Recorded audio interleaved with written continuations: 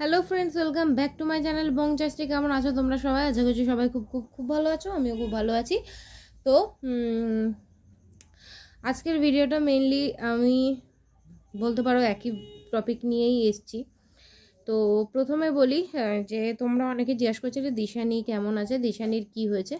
তো দিশানির সাথে কথা হয়েছে। দিশানি মানে ওর পেটে টিউমার হয়েছে, তো ও এখন ভালো আছে, ওর অপারেশন হয়ে গেছে।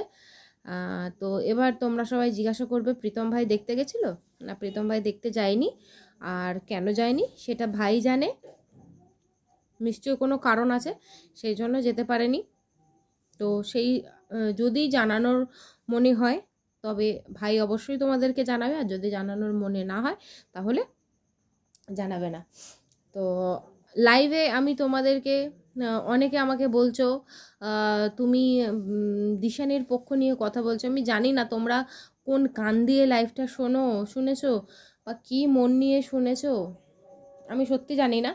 তবে আমি একটা কথাই বলতে পারি,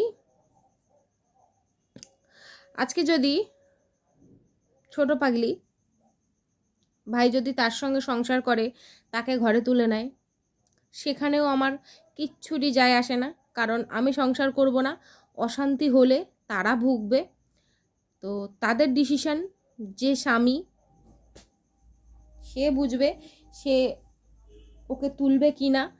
আর তুললে সেখানে আমারও বলার কিছু নেই, কারণ সে তার শ্বশুরবাড়ি, স্বামী যদি মেনে নেয় অবশ্যই ঢুকতে পারে।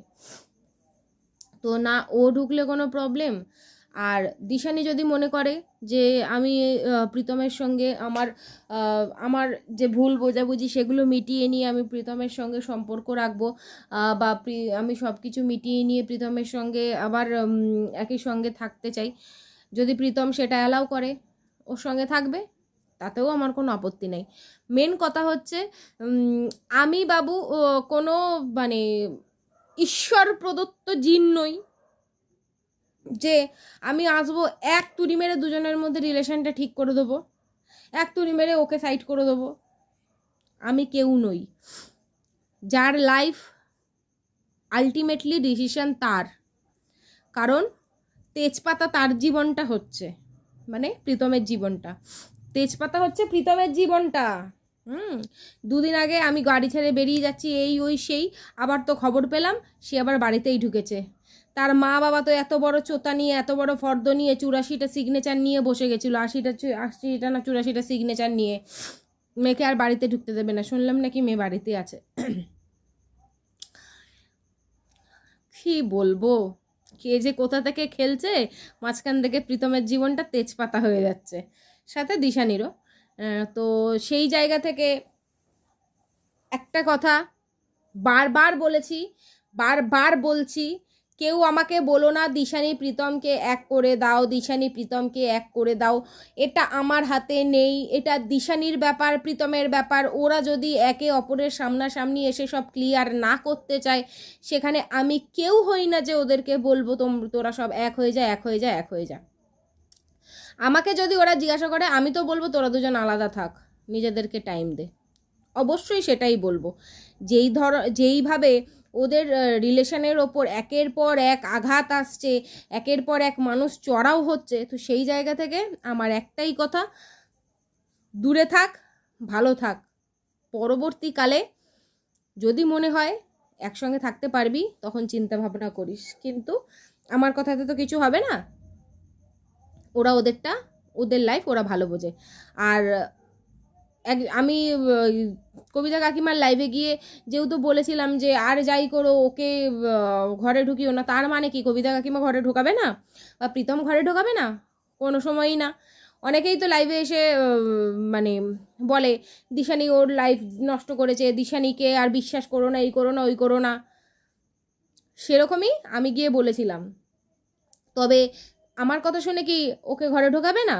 যদি ওর ঘরে আসার হয়, যদি কাকিমা কাকুর আর প্রীতমের মনে হয় যে না দিশানির থেকে ওই ভালো ছিল, ওই সংসার করবে, তো ওকে ঢোকাবে। তার পরবর্তীকালে যা হবে তাদের সঙ্গে হবে, নিশ্চয়ই আমার সঙ্গে হবে না। এখানে আমার অফেন্ডেড হওয়ারও কিছু নেই, কারণ আমি কি বলবো, আমি তো আর মায়ের পেটের দিদি নই যে আমাকে ওই বাড়িতে থাকতে হবে, ভাইয়ের বউর সঙ্গে সংসার করতে হবে, না। দূরে আছি, দূর থেকে দেখছি, দূর থেকে সাপোর্ট করছি, দূর থেকেই সব, দূর থেকেই দেখব, দূর থেকেই সাপোর্ট করব। সুতরাং ভেতরে কে বউ হয়ে আসবে, কার সঙ্গে ওর সম্পর্ক থাকবে, কার সঙ্গে সম্পর্ক থাকবে না, সেটা সম্পূর্ণ ওদের ব্যাপার। এই ব্যাপারে আমাকে দয়া করে, আমি আগেও নিয়ে ভিডিওতে বলেছি, আমি আবারও লাইভেও বলেছি, আবারও এখন বলছি প্লিজ আমাকে এই কমেন্টগুলো করো না যে এক করিয়ে দাও, এক করিয়ে দাও, এক করিয়ে দাও। সব কিছুই ওদের নিজেদের হাতে। ওরা ছোট বাচ্চা নয়, ছোট বাচ্চা নয়। আর তার মধ্যে প্ল্যানিং। তোমাদের কাছে একটা প্রশ্ন শুধু ছুড়ে দেব, তারপরে এইটা নিয়ে আলাদা হয়তো ভিডিও করব। কি কারণে হঠাৎ করে মা মেয়ের মধ্যে অশান্তি হয়ে মেয়ে বাড়ি থেকে বেরিয়ে গেল? কি কারণে মেয়েকে তাড়িয়ে দেওয়া হলো এবং কিছু চোতা দেখানো হলো? এখানে কি করে মেয়েকে নাকি বার করে দিয়েছে, এখন আমরা সুখে আছি, শান্তিতে আছি। আচ্ছা, সেটাই যদি হবে, কি করে আবার এক সপ্তাহ, 3 দিন 4 দিন যেতে না যেতে মেয়ে আবার বাড়িতে ঢোকে? এগুলো কি গেম খেলা হচ্ছে না? এগুলো কি প্রীতমের এগেনস্টে? যেই নাকি ওই মেয়ে বাড়ি থেকে বেরোলো, অমনি সবাই ওই পোষা কুত্তারা ঝাঁপিয়ে পড়লো কার ওপর? প্রীতমের ওপর। প্রীতমের জন্য বাড়ি ছেড়েছে, প্রীতম কেস তুলিয়ে লাথি মারবে, এই করবে, ওই করবে, হ্যান করবে, ত্যান করবে, ভ্যা ভ্যা ভ্যা ভ্যা ভ্যা। এখন বাড়ির মেয়ে তো বাড়িতে ফিরে এসছে। এখন মানে সব কথাতে কিভাবে প্রীতমকে ফাঁসানো হবে, কিভাবে দিশানিকে ফাঁসানো হবে, সেই চেষ্টা চলে। প্রীতম দিশানিকে এনিহাও আলাদা করতে হবে, আর প্রীতম দিশানির নামে কেস চালাতে হবে, প্রীতম দিশানিকে ফাঁসানো হবে।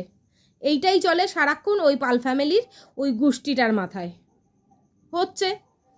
ওরা যেরকম প্ল্যান করে ওই পাগলকে দিয়ে চালাচ্ছে, সেরকমভাবে এখান থেকে প্রীতম আর দিশানির লাইফটা বরবাদ হচ্ছে। এত নাটক করে 3 থেকে 4 দিন গেল না, মেয়ে আবার বাড়ি চলে এলো। তাহলে এত নাটকের দরকার কি ছিল? এত চোতা নিয়ে বসার কি দরকার ছিল? 80 জন সই দিয়েছে, এরপরে ও আর এই পাড়ায় ঢুকতে পারবে না, ঢুকলে বলেছে পাড়া থেকে ডাকবে, এই করে দেবে, বাল ছিঁড়ে নেবে, খাল খিচে নেবে, যত সব ন্যাকামো। আর মানে দেখে বাঁচি না। আর রইল কিছু জঘন্য, মানে কি বলবো, ওই মুটকি হাতিকে, ঝুলন্ত হাতি আর ওই ওয়ার্ল্ডের বে চা। তো এদেরকে কি আর বলবো? যখন কবিতা কাকিমা ঠিক টিউমার অপারেশনের জন্য ভর্তি হয়েছিল, কবিতা কাকিমাকে প্রেগনেন্ট করে তার অ্যাবর্শন করিয়ে দিয়েছিল। এখন দিশানি ভর্তি হয়েছে অলরেডি, মার্কেটে রটে গেছে, ও নাকি ইয়ে হয়ে ভর্তি হয়েছে, মানে প্রেগনেন্ট হয়ে ভর্তি হয়েছে। তো সব দিক থেকে এই ছেচড়ি বড় পাগলি ঢেমনিটা ওই যে পোষা কুত্তা দুটোকে বসিয়ে রেখেছে না, যেই দুটো একটুখানি বেশি মানে ঘেউ ঘেউ ঘেউ ঘেউ করে, ওয়াইটিতে বসে, নোংরার হদ্দ, শালার ডাস্টবিনে জন্ম, নর্দমার পাক থেকে উঠে এসেছে বেশ। আর হাতি যার নামে মানে শুনলো পেটের কিছু প্রবলেম, শুনলো প্রেগনেন্ট বানিয়ে দিল, হসপিটালে ভর্তি হচ্ছে, সে প্রেগনেন্ট। কেউ বাড়ি থেকে পালাচ্ছে, সে টাকা নিয়ে পালাচ্ছে। কে বুদ্ধি দিয়েছে? প্রীতম। শালা ছাগলের বাচ্চা, ছাগল জন্মই এদের একেবারে কি আর বলবো।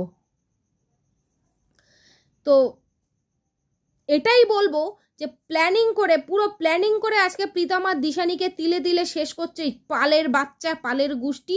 আর তার সঙ্গে তো আছে এই পেয়ারের মাম্মাম, আরও 1000টা মাথা। যদি প্ল্যানিং না হয়ে থাকবে, তোমরা আমাকে একটা কথা বলো, যদি প্ল্যানিং নাই হয়ে থাকবে, তাহলে ওই পাগলি এত তাড়াতাড়ি কি করে বাড়িতে চলে আসে? আর যারা নাকি এত বড় হম্বিতম্বি করেছে, সারা জীবনের জন্য মেয়েকে বাড়ি করে দিয়েছে, এই করেছে, ওই করেছে, হ্যান করেছে, ত্যান করেছে, কোনোদিন আর ঢুকতে দেবে না, তারা কি করে এখন চুপ করে তাকে মেনে নেয়? তারা কি করে এখন চুপ করে তাকে মেনে নেয়? তার মানে পুরোটাই ছিল প্রীতমকে ফাঁসানোর প্ল্যান। আর কেসের কি হলো? পাগলি তো খুব বড় বড় কথা বলছিল, কেস তুলে নেবে, কেস তুলে নেবে। নিয়েছে? কোনোদিনও নেবে না। যারা বলে ওই পাগলি ভালো, তারা ওই পাগলির মতনই ভালো, তারা ওই পাগলির মতনই ভালো। আর রইল ওকে ঘরে তোলার ব্যাপার, সেটা যারা তুলবে তারা পরে পস্তাবে, তাতে আমার কোনো প্রবলেম নেই। শুধু এটুকু জানি যে দুটো লাইফ ওই ফ্যামিলিটার জন্য তিলে তিলে শেষ হয়ে যাচ্ছে। না ওরা ওদের নিজেদের মেয়ে কোনোদিনও ভালো থাকবে, না ওরা প্রীতম দিশানিকে কোনোদিনও ভালো থাকতে দেবে। আমি কারোর, কেউ বলে তুমি দিশানির হয়ে কথা বলছে, প্রীতমকে খারাপ করছো, মনে হচ্ছে আমি প্রীতমকে এখানে খারাপ করছি। যেই দুজনের সঙ্গে কথা বলে যেটুকু আমার মনে হয়েছে এটা ওর দোষ ওইটা ওর দোষ, সেটাই আমি জাস্ট তুলে ধরেছি। আদারওয়াইজ আমার কোনো নেই, স্বার্থ নেই, তাহলে কবেই স্বার্থ সিদ্ধি করে ফেলতে পারতাম। ঠিক আছে, আমার যতটুকু বক্তব্য আমি রেখেছি, বাকিটা যে যাকে সাপোর্ট করবে পুরোটাই তাদের ওপরে। আর যে যার সঙ্গে থাকবে, যে যার সঙ্গে কমফোর্ট ফিল করবে লাইফে এগোনোর জন্য, বন্ধুত্বর জন্য, ভালোবাসার জন্য, সে তার সঙ্গেই থাকবে। আমি জানি ভাই কোথাও না কোথাও কষ্ট পাচ্ছে, আমি জানি দিশানি কোথাও না কোথাও কষ্ট পাচ্ছে, তা বলে আমি বলবো না যে সবার বাইরে গিয়ে তোরা এক হ। ওরা যদি এক হওয়ার হয় এমনিতেই এক হবে।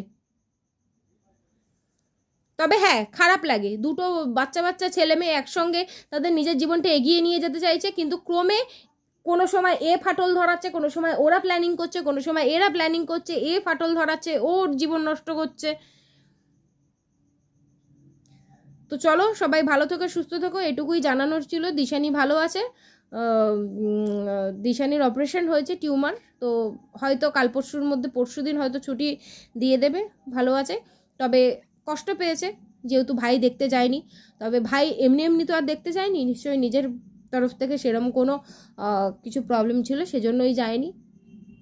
সেটার জবাবদিহি যদি করতে হয় ভাই নিজে করবে, এটার মধ্যে আমার ঢোকার কোনো ব্যাপার নেই। আমি জিজ্ঞেস করতে যাবো না যে তুই কেন যাসনি বা না গিয়ে ভুল করেছিস, সেটা আমি কখনো বলতে পারি না, কারণ এগুলো সম্পূর্ণ তাদের পার্সোনাল ম্যাটার। আবার এইটা নিয়ে আমাকে আবার এত প্রশ্ন করো না, কেন যায়নি, যাওয়া উচিত ছিল, সেটা আমিও জানি যাওয়া উচিত ছিল, কিন্তু কেন যায়নি সেটা সম্পূর্ণ তাদের পার্সোনাল ব্যাপার। সবাই ভালো থেকো, সুস্থ থেকো, দেখা হচ্ছে আবার কালকে নতুন ভিডিওর সাথে। Tata, bye bye.